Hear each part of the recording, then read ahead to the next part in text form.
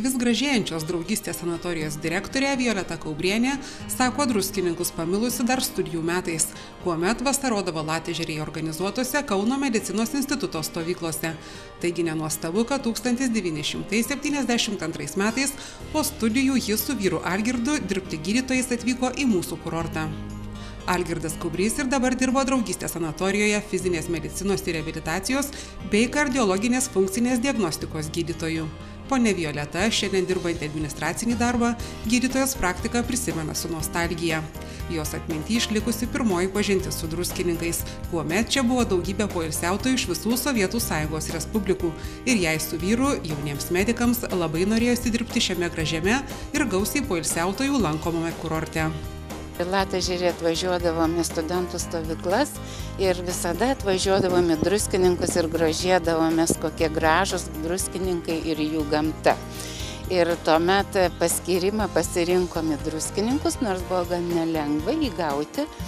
Ir su kitais 5 jaunais specialistais atvažiavom dirbti Nemuno sanatoriją, kuri tada buvo pastatyta užsieniečiam kaip pensionatas. Na ir tie metai bėgo, druskininkai gražėjo ir iš tikrųjų dabar matydami tą tokią infrastruktūros plėtojimą ir gražėjimą kurorto ir net neturime minties keisti savo buveinę, įleidome čia šaknis. Esate viena iš nedaugelio, kurie iš tikrųjų paliko gilų pėdsaką druskininkuose, visokiojopai gražindami aplinką ir plėsdami infrastruktūrą. Kodėl jums to viso reikėjo? Aš nežinau, čia turbūt mano genuose įrašyta. Labai mėgstu tą darbą, kurį dirbu. Nesijaučiu, kad dirbčiau, tai mano daugiau pomėgis. Na, ir aplinką tvarkyti, ir rekonstrukcijos darbai, ir be abejo medicina, ir labai savo profesiją mėgau. Gaila dabar teko dėl administracinio darbo truputėlį nutraukti.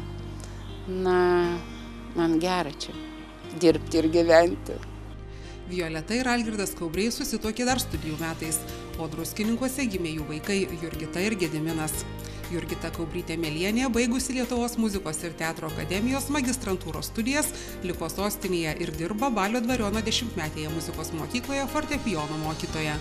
Gediminas Kaubrys po Technologijos universiteto, ekonomikos ir vadybos magistro studijų Kaune į gimtuosius druskininkus atsivežė ir žmoną Iloną. Jauna šeima nuo 1999 metų dirbo draugystės sanatorijoje.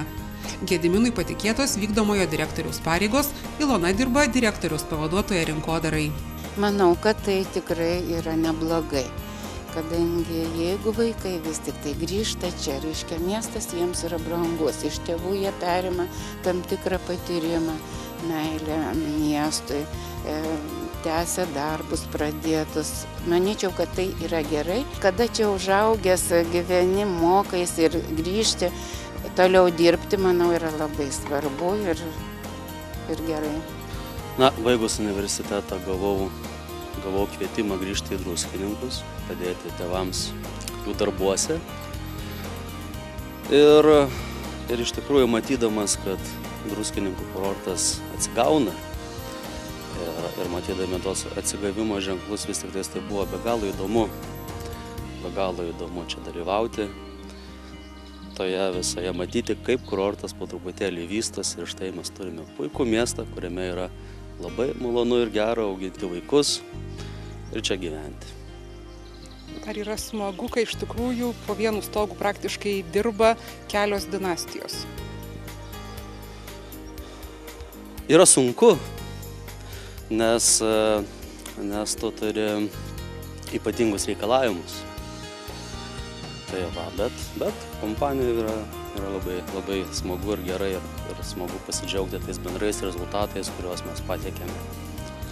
Na, žinoma, tu gali, kada esi kartu, gali visada gauti pagalbą. Ir tai yra labai svarbu.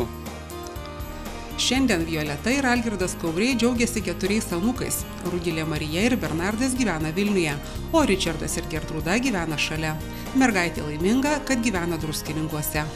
Taip, labai smagu, todėl kad kada ir vaikštau iš stovyklos vasarą, tai visi sako, kaip tau čia gerai gyventi, aš irgi noriu gyventi Druskininkuose. Sako, čia toksai grynas oras ir labai smagu, nes tenai mano stovykloje yra iš įvairių šalių ir iš kitų miestų Lietuvos, tai labai visi nori gyventi irgi čia Druskininkuose. Smagiausia, kad jei nori susitikti, gali su visa šeima susitikti ir nereikia daryti susitikimų labai daug. Užtenka ir vieno ir gali viską pasakyti vienu kartu. Violeta ir Algirdas Kaubriai laimingi, kad sūnaus šeima savo ateities planus taip pat sieja su druskininkais. Tėvai tikisi, kad jie sėkmingai tęs pradėtų sanatorijos plėtros darbus. Visos mūsų šeimos svajonės susietos su druskininkais, draugystės sanatorijos veikla, jos gydymo ir turizmo paslaugų plėtra. Matę druskininkus didžiojo nuosmukio laikais, pastarąjį dešimtmetį džiaugiamės druskininkų kurorto renesansu, naujų turizmo ir pramogų objektų atsiradimu bei įdomiais kurorto vystymo projektais. Susižavėjimo druskininkais neslėpė Violeta Kaubrienė.